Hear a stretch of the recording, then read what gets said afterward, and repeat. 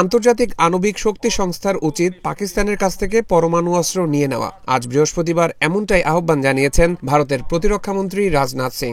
পাকিস্তানের সঙ্গে সংঘর্ষ বিরতির এক সপ্তাহ পার হতে না হতেই আজ জম্মু ও কাশ্মীরের সার্বিক নিরাপত্তা পরিস্থিতি খতিয়ে দেখতে গিয়েছিলেন রাজনাথ সিং। সেখানেই এই মন্তব্য করেন তিনি।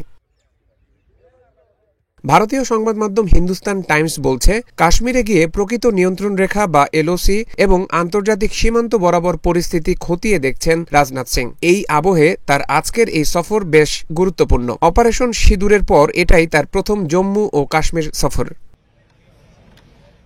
এ সময় রাজনাথ সিং আরও বলেন, আমি প্রথমেই বীর জওয়ানদের কাছে মাথা নত করছি। তারা জঙ্গি ও সন্ত্রাসবাদের বিরুদ্ধে লড়াইয়ে যে আত্মত্যাগ করেছেন তাকে শ্রদ্ধা জানাই।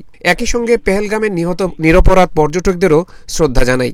আহত জওয়ানদের সাহসিকতাকেও স্যালুট জানাই এবং ঈশ্বরের কাছে প্রার্থনা করি ওরা যেন দ্রুত সুস্থ হয়ে ওঠে।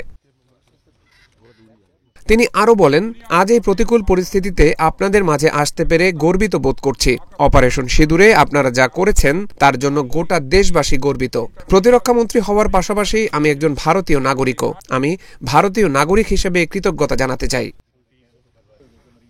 ভারতের প্রতিরক্ষামন্ত্রী আরও বলেন, বিশ্ব জানে যে আমাদের সেনাবাহিনীর লক্ষ্য সঠিক। সন্ত্রাসবাদের বিরুদ্ধে ভারতের অঙ্গীকার আজ কতটা দৃঢ় তা বোঝা যায়। আমরা তাদের পারমাণবিক ব্ল্যাকমেইলের পরোয়াও করিনি।